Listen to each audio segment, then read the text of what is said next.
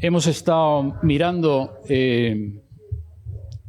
desde febrero o marzo, el tema es gozo, todo este año. Y hemos estado mirando desde diferentes perspectivas y formas y maneras el concepto del gozo. Hicimos una serie sobre conocer a Jesús porque el gozo nuestro está centrado en la persona de Jesús.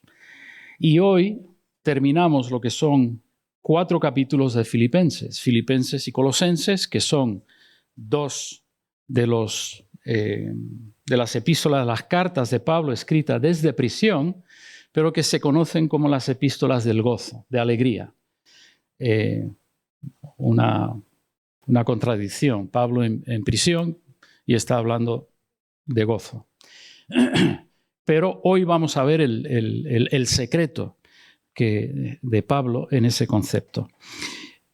Terminamos hoy con Filipenses y el domingo que viene Douglas va a empezar con Colosenses. Él empezará con el primer capítulo. Pero yo quiero hacer rápidamente un poco a vista de pájaro lo que hemos estado mirando y aprendiendo en esta carta de Filipenses. Javi, el primer domingo que empezamos a mirar Filipenses, nos habló del contexto y del énfasis sobre el gozo que hay en Filipenses. ¿Te acuerdas que lo que dijo fue que muchas veces en la iglesia es todo sobrio, es tal, y se nos exhorta a que haya un poco de alegría en la iglesia? De ahí entonces empezaron en las alabanzas a ver muchas canciones con salsa. Sabéis que me encanta la salsa y que como niño me aburría enormemente en mi iglesia y había un bar al lado que era pura salsa y yo pensando, ¿qué hago yo aquí que podría estar ahí? Entonces me alegra mucho que hemos captado, ¿no? Y que, por cierto, el Douglas cada vez que arranca una salsa el hombre no puede y se pone a bailar. Así que en la iglesia se puede bailar. Si David lo hizo delante del arca, nosotros podemos bailar en la iglesia, ¿no? Contexto, el énfasis sobre el gozo. Versículo 4 de ese capítulo 1, y voy a repasar algunos versículos claves, porque es curioso que los versículos de memoria que muchos de nosotros tenemos, muchos vienen de Filipenses. Si te das cuenta, y nos daremos cuenta. Versículo 4 dice: orando siempre con gozo en cada una de mis oraciones por todos vosotros. Versículo clave. Orando con gozo por vosotros. Versículos interesantes en ese capítulo 1 es el versículo 6. Estando convencido precisamente de esto, que el que comenzó en vosotros la buena obra, la perfeccionará hasta el día de Cristo Jesús. Eso es Filipenses. Versículo 21 de ese capítulo 1. Pues para mí el vivir es y el morir, eso es Filipenses. 2 versículos interesantes de Filipenses. Capítulo 2. ¿Te acuerdas que resalté la importancia de la deferencia y no la diferencia? Versículos 2 y 3 de ese capítulo 2. Haced completo mi gozo, siendo del mismo sentir, conservando el mismo amor, unidos en espíritu, dedicados a un mismo propósito.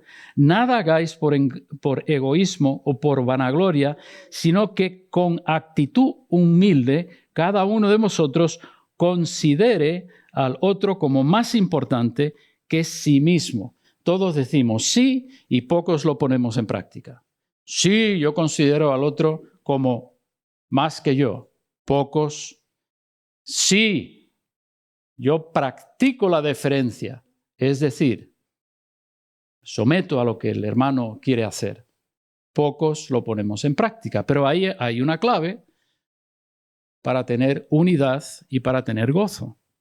Es poner en práctica la deferencia. Algunos versículos interesantes del capítulo 2, versículo 4. No buscando cada uno sus propios intereses, sino más bien los intereses de los demás. Versículo 5. Haya pues en vosotros esta actitud que hubo también en Cristo Jesús. Y ya versículos 6, 7, 8 y 9, donde Él asume, aparta lo que es esa divinidad suya para vestirse de hombre y como hombre, siervo y humillarse, morir en una cruz, ser resucitado y como dice ahí, Cristo le ha resucitado y le ha puesto en lo más alto. Versículo 13. Porque Dios es quien obra en vosotros tanto el querer como el para su beneplácito. Versículo de nuevo de Filipenses. Capítulo 3. Capítulo 3 nos exhortaba Douglas que la meta es... ¿Qué? La meta es ser y no hacer. La meta es ser y no hacer. Versículo clave ahí del capítulo 3, versículo 17. Hermanos, sed imitadores míos y observar a los que andan según el ejemplo que tenéis en nosotros. No es la única vez que Pablo dice, mírame a mí, imita lo que ves en mí. Sígueme a mí, decía Pablo, como yo sigo a Cristo. Y hay una mentira y es, no me sigas a mí, sigue a Cristo. No me sigas a mí, sigue a Cristo. Y Pablo constantemente está diciendo lo siguiente, sígueme a mí. ¿Tú quieres saber cómo es ser un hombre de Dios? Sígueme a mí. Y todos nosotros deberíamos poder decir lo mismo. ¿Tú quieres saber cómo es ser una mujer de Dios? Sígueme a mí. ¿Cómo es ser un joven comprometido? Sígueme a mí. No es humildad el decir, no me sigas a mí, sigue a Cristo. Es escabullir el bulto, como decimos aquí. Es escabullir la responsabilidad. Mírame a mí y sigue a Cristo como yo sigo a Cristo. No copies mis debilidades, copia mis aciertos. Pero cada uno de nosotros somos ejemplo que otros deben seguir. Me estáis mirando como diciendo, yo no estoy seguro de esto. Sígueme a mí, dice Pablo. Cópiame a mí. Y tú también. Si eres creyente y estás siguiendo al Señor, eres referencia para otros. Eres un ejemplo. Y queremos seguirte. Versículos interesantes en el capítulo 3, versículos 7 y 8. Pero todo lo que para mí era ganancia, lo he estimado como pérdida por amor de Cristo. Y aún más, yo estimo como pérdida todas las cosas en vista del incomparable valor de conocer a Cristo Jesús, mi Señor, por quien lo he perdido todo y lo considero como basura. La palabra en griego no es basura, es más fuerte, empieza con M y termina con A en español. Estiércol, pero dicho de castellanamente. Todo lo considero como estiércol a fin de ganar a Cristo. Eso es Filipenses. Versículos 13 y 14. Hermanos, yo mismo no considero haberlo ya alcanzado, pero una cosa hago, olvidando lo que queda atrás, extendiéndome a lo que está delante, prosigo hacia la meta para obtener el premio del supremo llamamiento de Dios en Cristo Jesús. Pablo reconoce su humanidad, pero también reconoce lo siguiente: yo amo a Cristo. Yo amo a Cristo. Y yo le persigo a Él. Y esto lo vamos a ver en unos minutos. Y así que llegamos a este capítulo 4. Y este capítulo 4 lo podemos dividir en 4 Cs. Del 1 al 3, conflicto. Del 4 al 9, consejos. Del 10 al 19, cuidado. Cuidado de uno mismo. Y del 20 al 23, conclusión.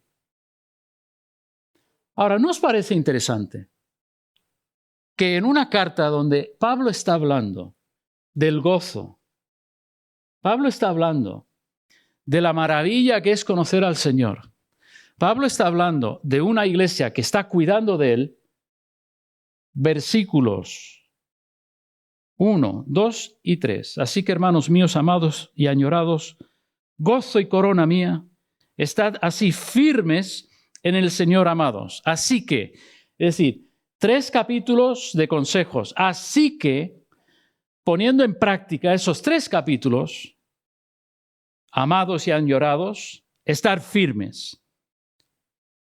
Ruego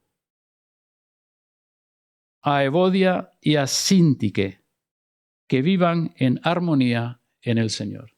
Pero Pablo, ¿por qué aguar la fiesta? Si teníamos un concepto de los filipenses como el no va más. ¿Qué iglesia?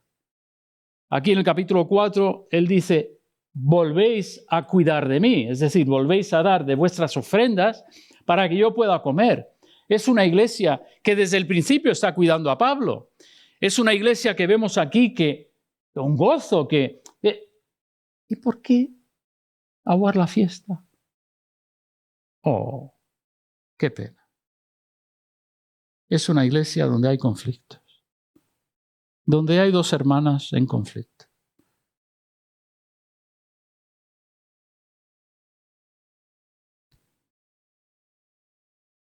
¿Somos perfectos? No. Douglas hablaba de santidad el domingo pasado. La santidad es parecernos más y más y más a Cristo. Pero en ese andar de santidad vamos a cometer errores. Y aquí hay 2 hermanas que no sabemos qué tipo de conflicto. Lo que sí sabemos es que no hay armonía. Y no hay armonía de tal grado que Pablo pide en el versículo 3, en verdad, fiel compañero, también te ruego que ayudes a estas mujeres que han compartido mis luchas en la causa del Evangelio junto con Clemente y los demás colaboradores míos, cuyos nombres están en el libro. ¿Que le ayude a qué? Que le ayude a que haya armonía. Es decir, la situación es tal, yo no sé si es una pelea a de guante blanco o de guante de boxeador, pero es tal que necesita que haya alguien que les ayude. Un conflicto. ¿Hay conflictos en nuestra iglesia? Sí. Sí. Quizás tú nos conoces, pero sí. ¿Nos quedamos ahí? Pablo dice que no. Porque si no hay armonía, no hay gozo. Y por eso la deferencia. Y por eso hay que arreglar los conflictos. Por eso no hay conflicto grande y pequeño. Sea cual sea. Si tú no estás en armonía con el hermano, con la hermana, tienes que arreglarlo. Por eso en la Santa Cena se dice que nos revisemos para que podamos tomar con conciencia limpia. ¿Por qué? Porque el gozo del Señor hay un componente de armonía. Hay armonía con el hermano y armonía con el Señor. No puedes tener armonía con el Señor si no hay armonía con el hermano. Hay una mentira hoy día y es yo y el Señor y no me hace falta la iglesia. Porque en la iglesia hay muchos conflictos.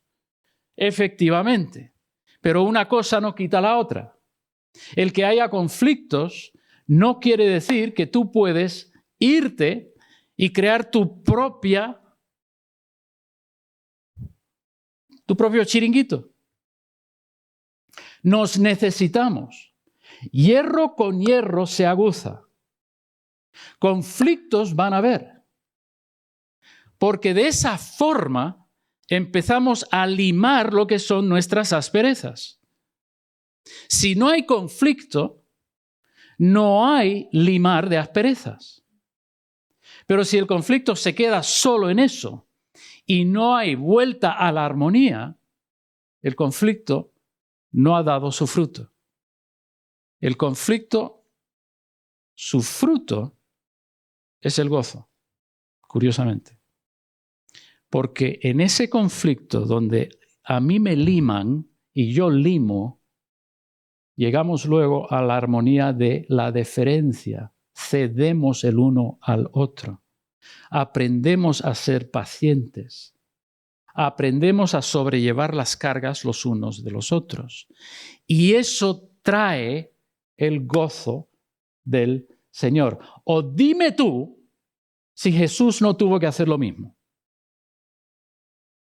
No hubo conflicto. Mucho entre él y los discípulos.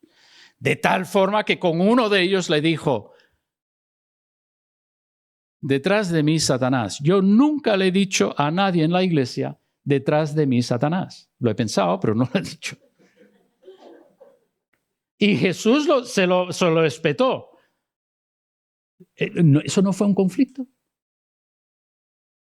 Señor, ¿podemos nosotros sentarnos a tu lado ahí en la...? Y dice que cuando los demás discípulos escucharon lo que Jacobo y el otro querían, se enfadaron. ¿Conflicto? Pero el conflicto, cuando se resuelve, da fruto, que es la armonía, y la armonía es parte del gozo. Armonía con el hermano, armonía con el Señor.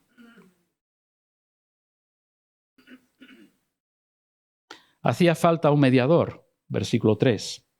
Algunos, y solo para vuestra información, mirad ese versículo 3, en verdad, fiel compañero. En verdad, fiel compañero. No sabemos quién es este fiel compañero al que él le pide que medie en el conflicto. Algunos creen que es un hermano de una de las mujeres estas. Otros creen que es quizás el marido, uno de los maridos de una de ellas. Pero no hay un nombre, o quizás sí hay un nombre. Cuando dice, en verdad, fiel compañero es un nombre, es Syzygus.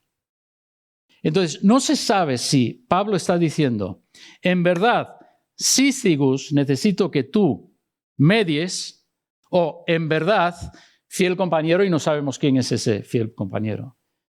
Yo me inclino por lo anterior, que fiel compañero hace mención el nombre de esa persona. En verdad, Syzygus, necesitas ayudarme a mediar entre estas dos hermanas para que haya armonía entre ellas. Bueno, solo para tu conocimiento, la próxima vez que haya un concurso de Biblia y tú puedes sacar eso a colación y te darán el premio. Yo creo que es Syzygus. Pero lo importante es que Pablo apela a que haya armonía. ¿Cómo está tu armonía? ¿Cómo está tu armonía con Dios? ¿Cuánto llevas que no hablas con Él? ¿Cómo está tu armonía con los hermanos en la iglesia? ¿Cómo está tu armonía con tu marido o tu mujer? ¿Con tus amigos, tus amigas?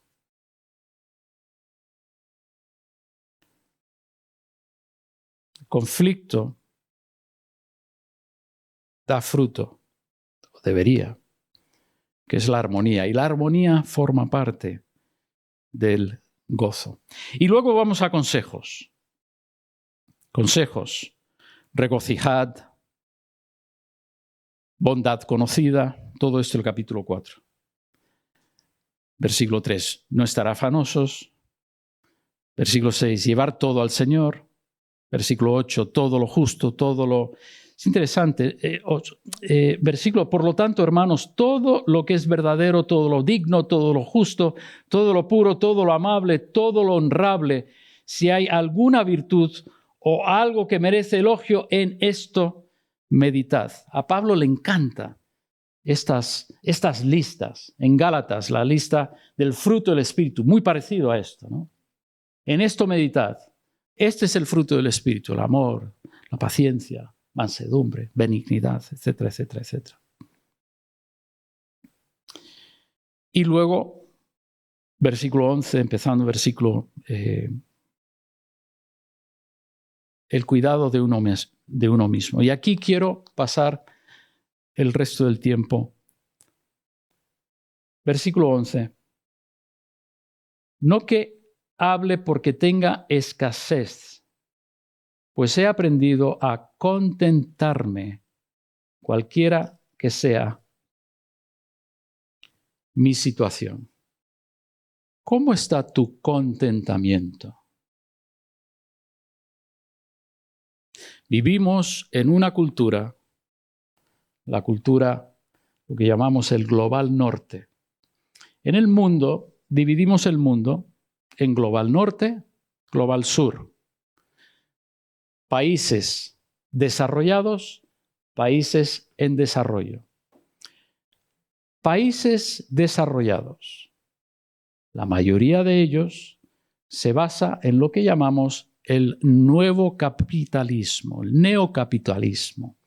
Ahora, ¿eso qué quiere decir para ti y para mí? Eso quiere decir que la economía se basa en producir productos, vasos,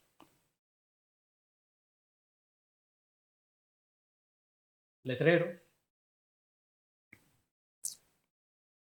bolígrafos, móviles, ¿verdad? Pero solo hay una cantidad de personas. ¿Qué pasa cuando todos ya tienen este modelo de móvil? Ya no podemos vender. Tenemos que idearnos una forma para que podamos seguir vendiendo. ¿Y cómo se hace? Lo que se hace es fomentar el descontento, fomentar el disgusto, fomentar el desagrado. Sí, compraste este letrero, pero hay uno nuevo. Tiene una letra más nítida. Tú necesitas ese nuevo letrero. Tienes un móvil de hace 10 años. No, tú lo que necesitas es el último móvil, donde hay ese pajarito que sale todas las mañanas y dice, buenos días, ¿cómo estás? Ese nuevo móvil donde hay una persona que sale de él, te hace el café, te lo trae a la cama y te lo da. Ese es el que necesitas tú. Desde hoy en adelante, fijaros los anuncios en la tele. Los anuncios en la tele no te dicen las cualidades de ese producto. Los anuncios en la tele te dicen lo que serás tú si tienes ese producto. ¿Por qué? Porque si yo no creo un ambiente de disgusto, de descontento con lo que tienen, no puedo venderle lo nuevo. Y por lo tanto, tú y yo, dentro de ese vorágine cultural, nos comen el coco. Necesito. No me sería interesante, no, necesito eso nuevo. Yo no seré nadie si no tengo ese boli nuevo. Y hay que comprarlo. Contentamiento. Hace unos años hay un programa de radio Radio Economía, donde se entrevista a personas que son cracks invirtiendo en bolsa. Y hace unos años, creo que os he comentado esta historia, yo escuché, en ese entonces había un chaval, unos 30 años, y era el no va más en la bolsa española. Te hablo de 15 años. Entonces la entrevista me interesaba, porque siendo tan joven me interesaba secretos de este chaval. Entonces le pregunta, la que está haciendo la entrevista, le hace una pregunta. Yo quiero saber cómo define usted la alegría. Yo presté atención, digo, esto me interesa. Y el chaval le dice a ella, ¿de veras lo quieres saber? Eso me interesó aún más, porque me di cuenta, este tío va a decir algo que no es normal. ¿De veras quieres saberlo? Y dice ella, pues por supuesto.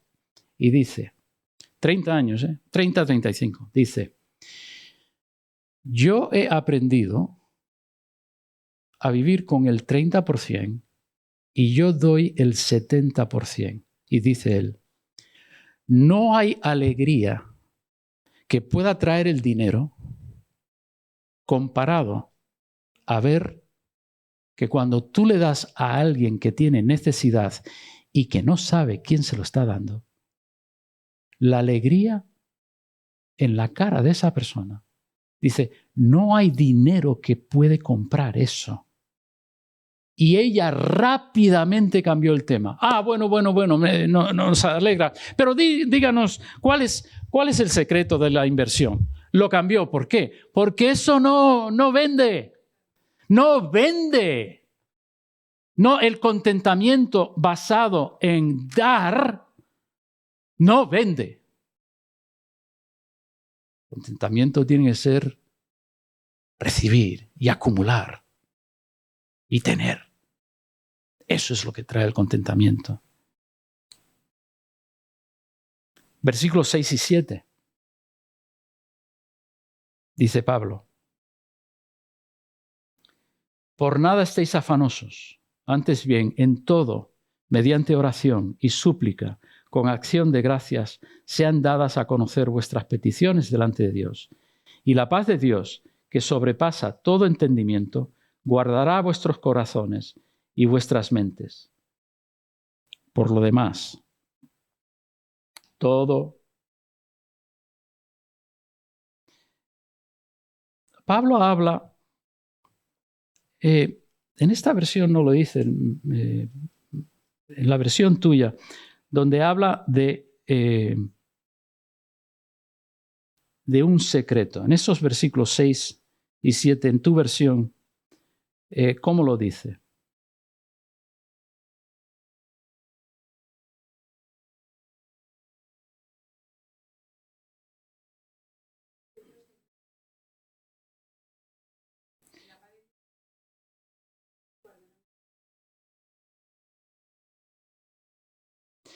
Sí, hay y no lo tengo ahora mismo, donde habla de que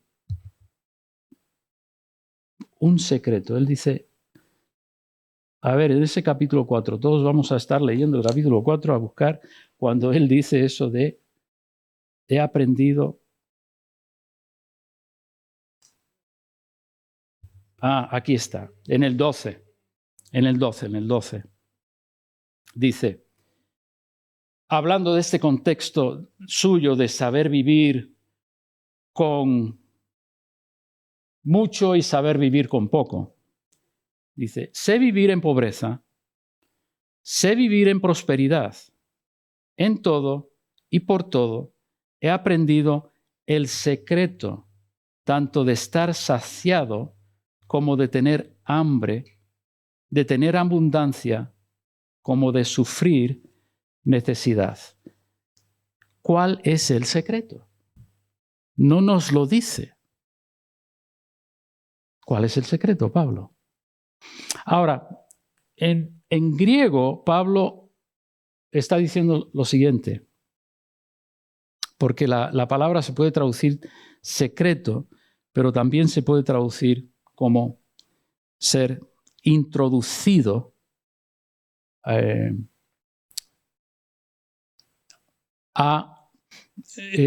¿cómo se llaman estos que los masones, ¿no? Los masones tienen sus formas secretas para introducirte en su grupo, ¿no? Y ese es el concepto aquí. Pablo está diciendo, yo he sido introducido a un conocimiento secreto. ¿Vale? Pero ¿cuál es ese secreto? Sabemos que es saber vivir con abundancia y saber vivir con escasez. Pero eso nos dice el secreto. ¿Cuál es ese saber? Sabemos que es, como dice él, saber sufrir o saber estar en abundancia. Saber estar lleno y saber estar con hambre. ¿Cuál es el secreto? Eso es. Ese es el secreto. Porque en toda la epístola, Pablo constantemente hace referencia a Jesús, referencia a Dios, referencia al cuidado que da el Señor. Por nada estéis afanosos, antes bien en todo, mediante oración y súplica con acción de gracias, sean dadas a conocer vuestras peticiones delante de Dios. Él, llévaselo a Él. Y la paz de Dios, que sobrepasa todo entendimiento, guardará vuestros corazones y vuestras mentes en Cristo Jesús. Él te guardará. Cuando tienes hambre, Él te guardará. Cuando estás sufriendo, Él te cuidará. Cuando hay abundancia, Él es que te lo ha dado. Es decir, Pablo, el secreto de Pablo es Él. Es Jesús. No hay otro secreto. He aprendido que todo depende de Él. Lo malo lo permite. ¿Para qué? No lo sé, pero Él lo sabrá. Lo bueno depende de Él. La escasez dependo de Él. La abundancia le doy gracias a Él. Toda mi vida depende de Él. Nosotros somos, con perdón, niños. ¿Por qué? Ay, no, es que la circunstancia. Es que, claro, yo estoy sufriendo por el vecino. Yo estoy sufriendo porque el jefe no me paga más. Y nosotros como niños siempre vemos lo que está por delante, pero hay alguien atrás que está moviendo los hilos de tu vida para bien y a veces para mal.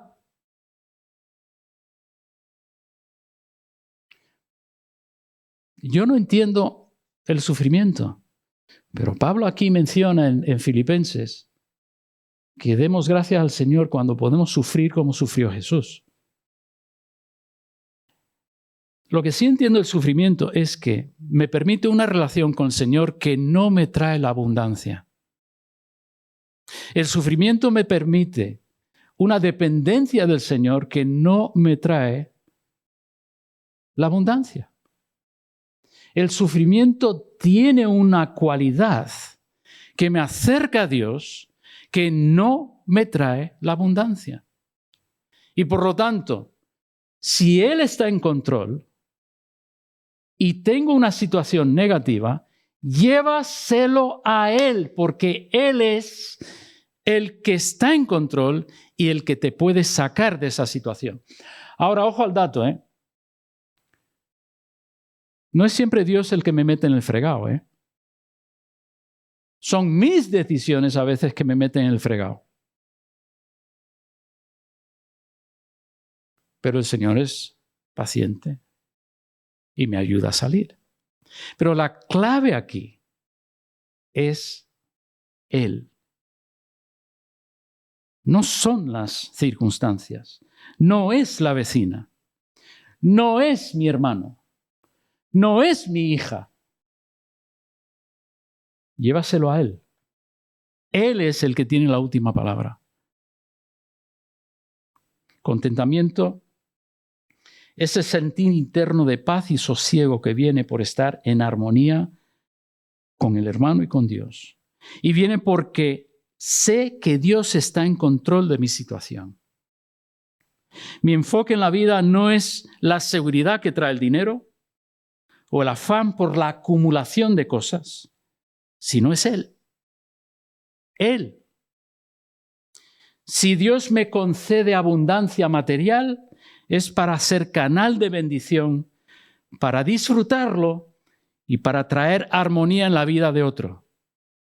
Y si Dios no me concede abundancia, mi gozo no tiene que menguar, porque mi enfoque está en Él y no mis circunstancias. Y termino con una leyenda. Hay una leyenda que cuenta que un mercader muy rico escuchó acerca de Pablo y le fascinó. Y le fascinó tanto que quería ir a conocerle. Su única determinación en la vida era ir a conocer a Pablo. Por temas de negocio pasa por Roma, se pone en contacto con Timoteo y se arregla para que este mercader pudiese entrevistar a Pablo en la prisión. Cuando este hombre se adentra en la celda de Pablo, se sorprende el aspecto de él.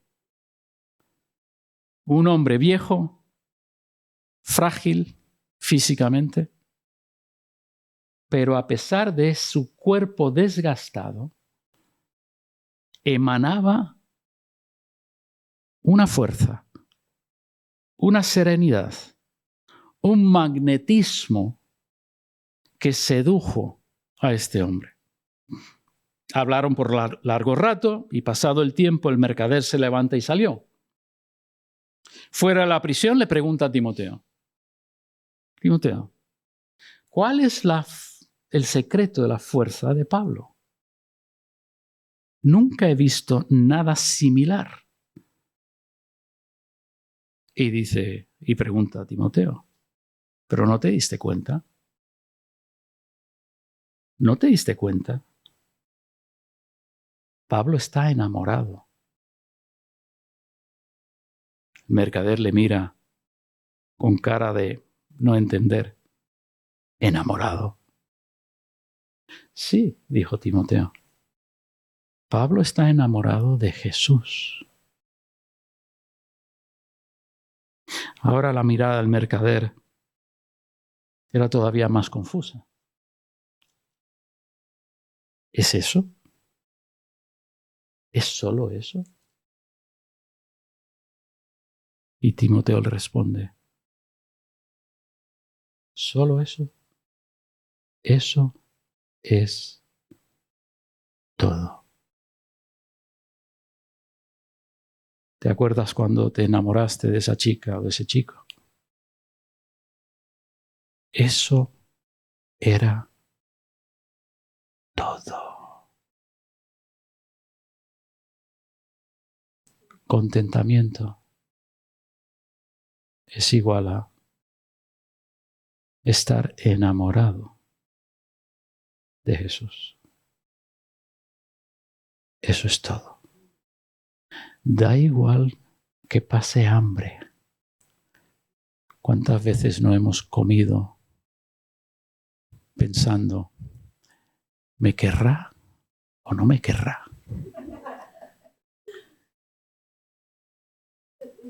Eso era todo. ¿Cuál es el secreto de Pablo? Yo estoy enamorado de Jesús y da igual la circunstancia.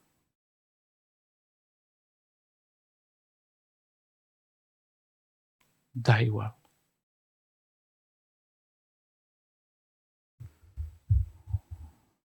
¿Cuántos de vosotros necesitáis que ese amor sea avivado? Si ese eres tú, ponte de pie y vamos a orar. Quizás las circunstancias se han puesto en medio. Ahora son las circunstancias. Si eso cambiase, yo estaría fenomenal. Y te has olvidado. Si te enamorases más de Él, estarías fenomenal. No depende de la circunstancia. Si ese eres tú, ponte de pie y vamos a orar para terminar en esta. Y vamos a poner esa canción luego, David, por un momento en tu presencia.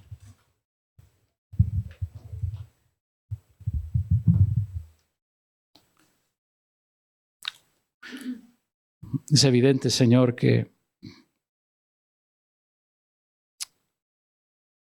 Pablo vivía constantemente su amor por ti. Nosotros somos más como Pedro, altibajos. Pero que no quepa la menor duda que te amamos. Que no quepa la menor duda de que eres nuestro todo, Señor. Y en estas ocasiones, cuando confesamos delante de ti que hemos flaqueado. Hemos dejado que las circunstancias, hemos dejado que la cultura que nos predomina, hemos dejado un montón de cosas que nos quite el contentamiento. Cuando la clave es enamorarnos día a día más de ti. Más de ti. Y Señor, toma como ofrenda esta canción que cantamos. Por un momento, Señor, en tu presencia.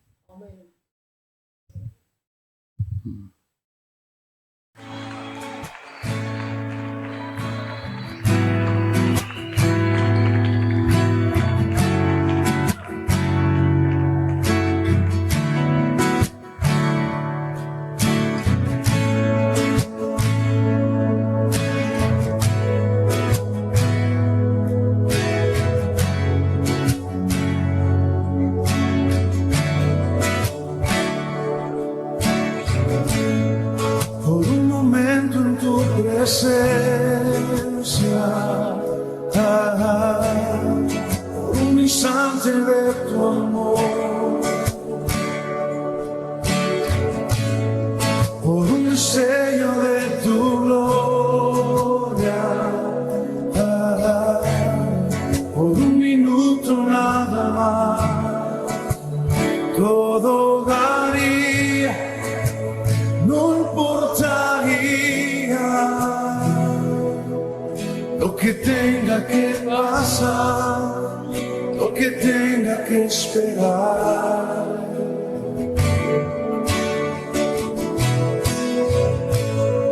Por un momento en tu presencia, por un instante de tu amor, por un destello de tu gloria, por un minuto nada más, todo daría, no importaría lo que tenga que pasar, lo que tenga que esperar. Tengo hambre de ti, de tu presencia, de tu fragancia, de tu poder. Hambre que duele, que debilita, que desespera por ti. Tengo hambre de ti, de tu presencia, de tu fragancia. Así es, Señor. Tenemos hambre de ti. De tu poder, de tu fragancia en nuestra vida. Señor, esta semana, que sea una semana cuando apartemos esos tiempos para estar contigo. Contentamiento eres tú. No las circunstancias positivas, no la abundancia. Eres tú nuestro contentamiento. Eres tú. Señor, te damos nuestras vidas, que sea esta semana una semana donde recibes de nosotros de forma diaria ese tiempo de amor, ese tiempo de cariño. Te amamos, Señor. Y gracias. En el nombre de Jesús. Amén.